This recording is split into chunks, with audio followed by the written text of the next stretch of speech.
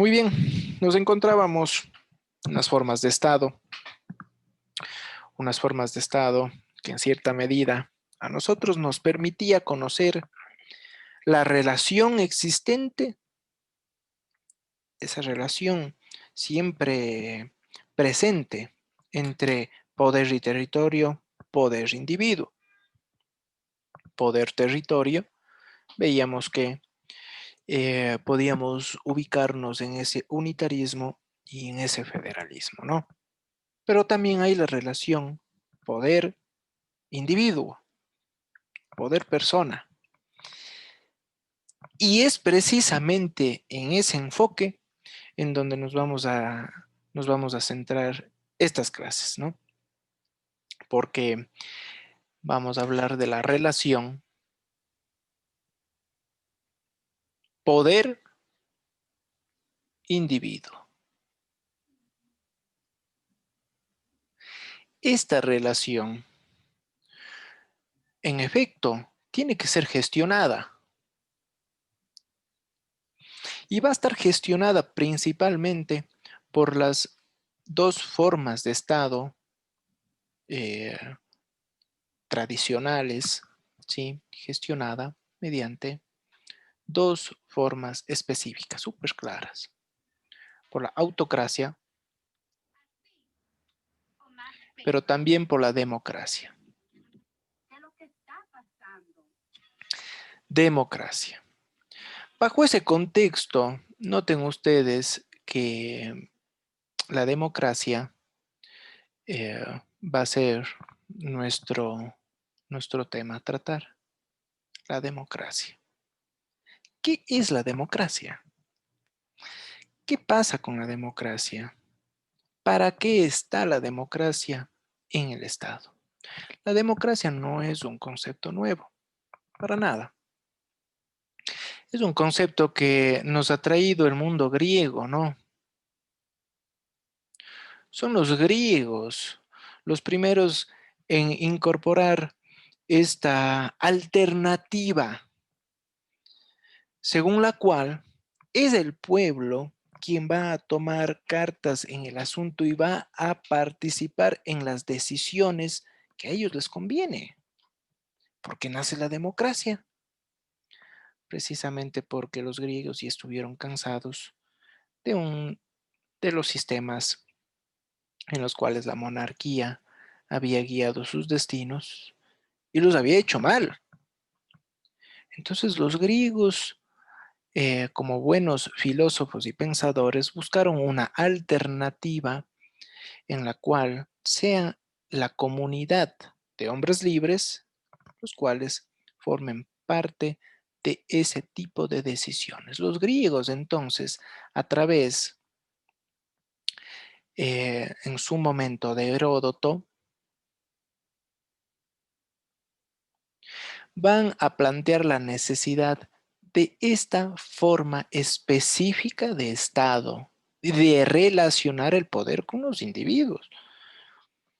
Entonces, en efecto, es una forma de organizar el poder. El poder necesita estar organizado. Organiza el poder, pero también organiza a la sociedad.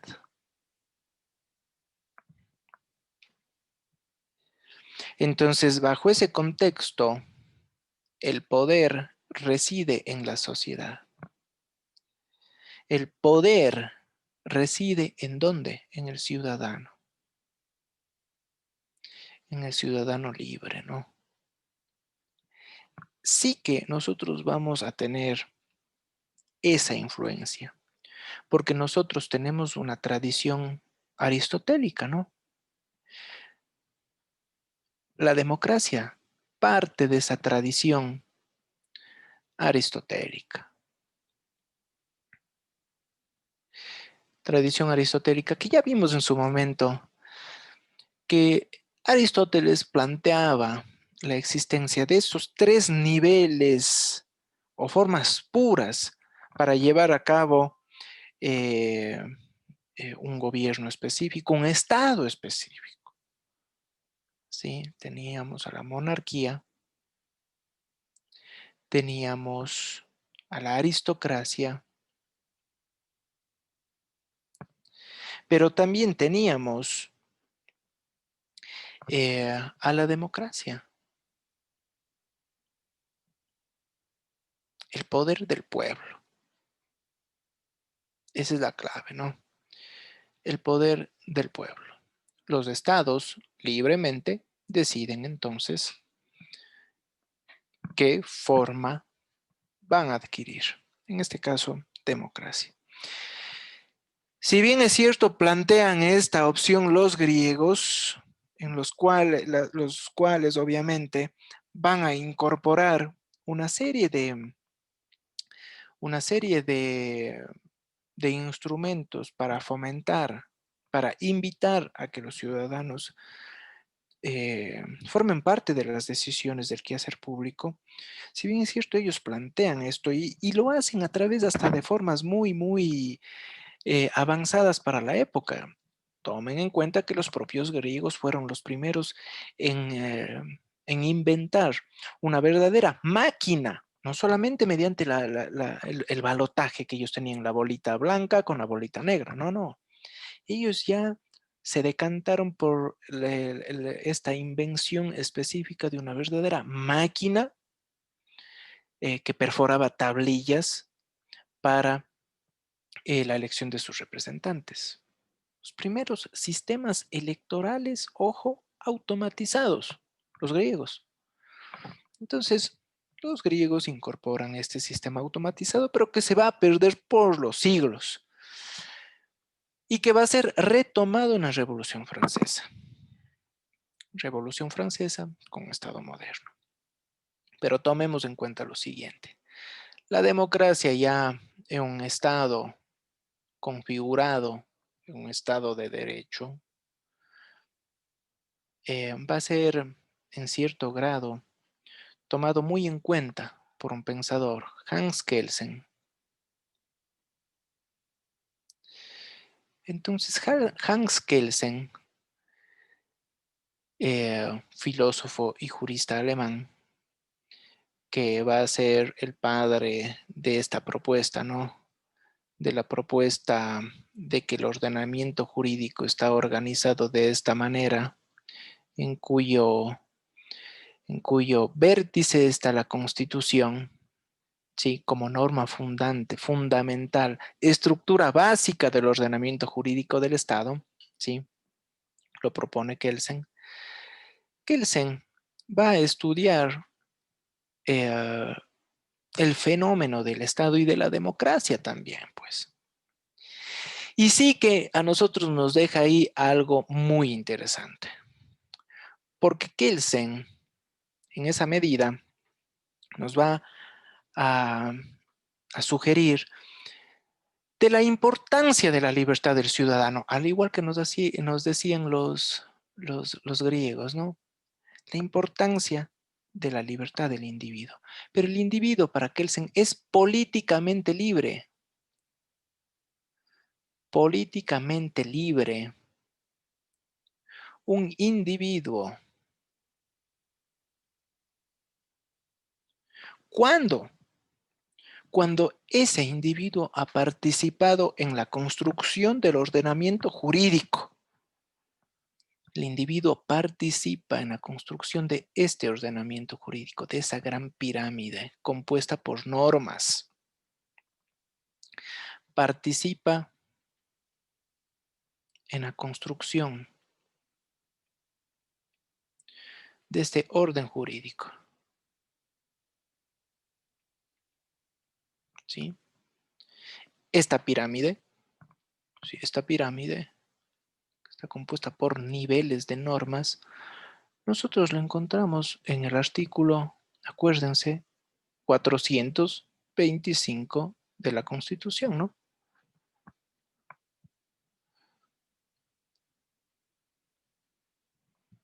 Ahí está el orden jerárquico de las normas, ¿no? Esa es la pirámide que él señala. Y es bastante interesante esta reflexión. ¿Por qué? Porque nosotros aquí nos podemos dar cuenta de que ya el mero hecho de que el individuo participe en la construcción de normas, en la construcción del ordenamiento jurídico, nos está sugiriendo de que la democracia va más allá al mero electoralismo. ¿Qué es eso? Democracia es más que mero electoralismo.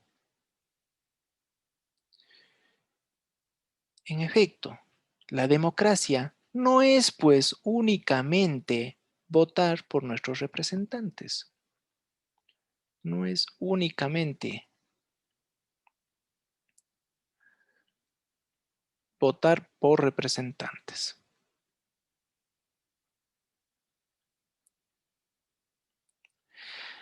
La democracia no se agota solamente cuando nosotros cogemos en los casilleritos de esos y decimos muy bien, te escojo a ti, Juan Pérez, ¿sí? O Álvaro Novoa, no sé, la cara que sea. Te escojo a ti. No, esto no es democracia.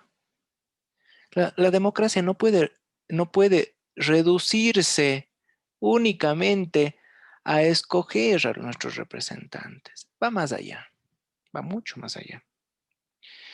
Precisamente, cuando va más allá es a través de esto, ¿no?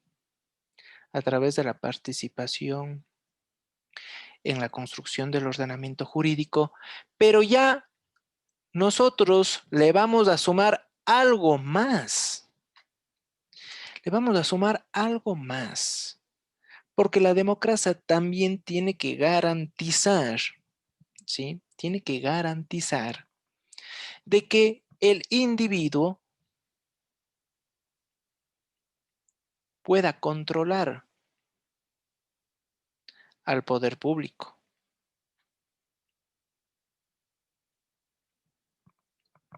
¿sí? Controlar al poder público. ¿Cómo es eso? En efecto, el control al poder público es posible. Es posible. Con base jurídica. Y Ecuador ya la tiene. Lo malo es de que no la usa bien. No la usa bien. ¿Por qué no la usa bien? Vean ustedes, nosotros creamos la función de transparencia y control social. Creamos la ley de participación ciudadana. Creamos instituciones. ¿Como cuál? Como el Consejo de Participación Ciudadana y Control Social. O sea, las atribuciones que tiene este consejo son brutales. Lamentablemente, obviamente sus representantes son de aperro, ¿no? Salvo y excepto con una sola excepción, el doctor Trujillo, que era el presidente de ese consejo, ¿no? Que ya murió. El resto, mal. Pero vean ustedes la base jurídica que posee. Hay institución y hay bases jurídicas. ¿Es posible de que el individuo controle el poder público? Claro. Para eso precisamente hay las veedurías, ¿sí? Las veedurías ciudadanas. ¿Es posible la construcción del ordenamiento jurídico por parte de los ciudadanos sin tener que vérselas con sus representantes? Es posible, con la iniciativa popular normativa.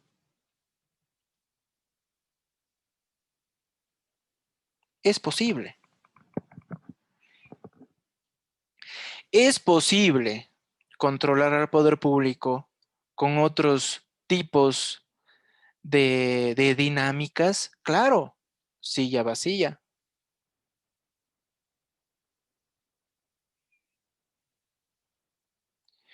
consejos consultivos.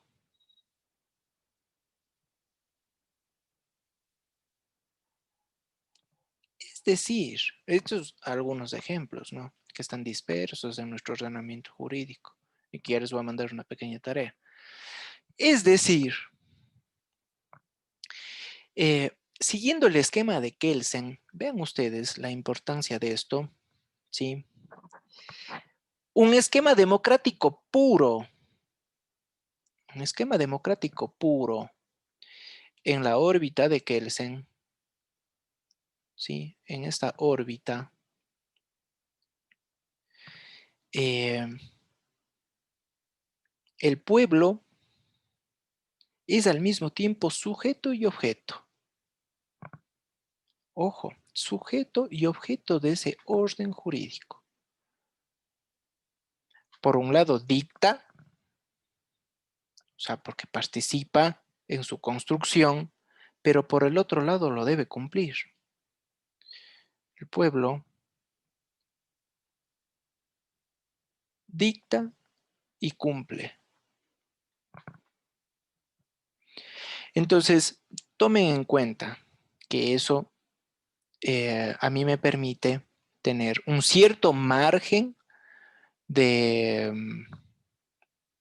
de, de, de, de actuación como sociedad. Ahora bien, la democracia igual está en constante transformación y decíamos de que no podemos hablar de que el, eh, el Estado es democrático cuando sí me ponen una papeleta y escojo aquí a fulano o mengano.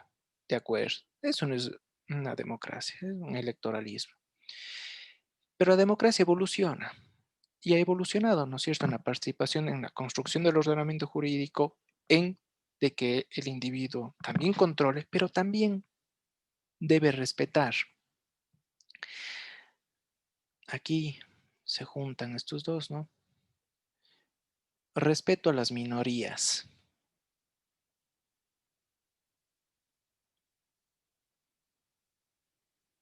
Respeto a las minorías, que también son parte de ese pueblo, pues no. Hablar de la democracia entonces implica hablar de representatividad comunitaria. Eh,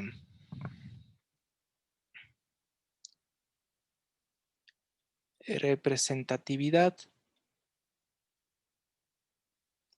comunitaria. Entonces, sí que esto se puede ver en los esquemas democráticos modernos, ¿no? En donde nosotros vamos a ver mayor participación democrática de afrodescendientes,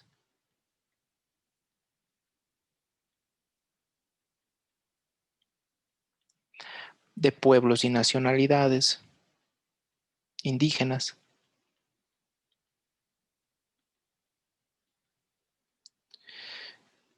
LGBTI,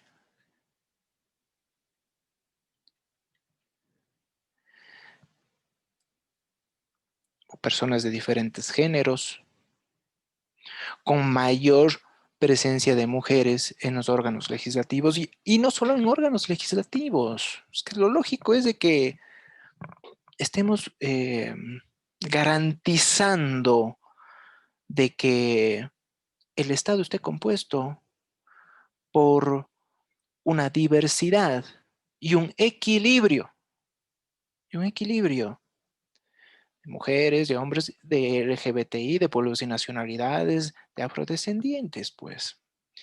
Bajo ese contexto, ¿qué hace el Estado para generar de que la democracia pueda llegar a todos los niveles de representatividad comunitaria?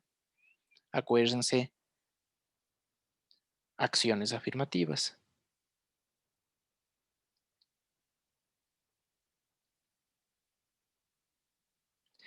Que son buenas y son malas, es paradójico, ¿no? Son buenas y son malas. No, bueno, no digamos malas, pero a veces excedemos en su aplicación. Son muy buenas, claro que sí, porque en alguna medida yo fijo estándares para garantizar la presencia de pueblos y nacionalidades, por ejemplo, en ciertos niveles de gobierno, que sin que existan este tipo de acciones eh, esos individuos se les hace muy difícil llegar a esos grados de representatividad. Entonces la democracia tiene que irse consolidando. Ojo, es un proceso de consolidación. La democracia como tal es una aspiración. Hay una meta, ¿no? Hay una meta aspiracional, pero un Estado totalmente democrático es muy difícil llegar al 100%, ¿no? Al 100%. Nosotros en esa medida debemos incorporar una serie de factores para garantizar de que la democracia sea efectiva, sea en cierta medida integral y sea lo más aglutinadora posible. Y ya vamos a ir viendo eso, ¿no? Muy bien, ahora sí se encienden las cámaras.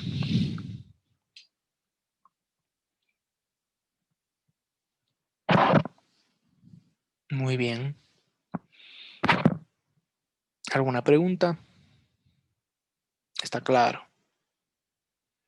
Tomen en cuenta entonces, la democracia como tal, al 100% es difícil, ¿no?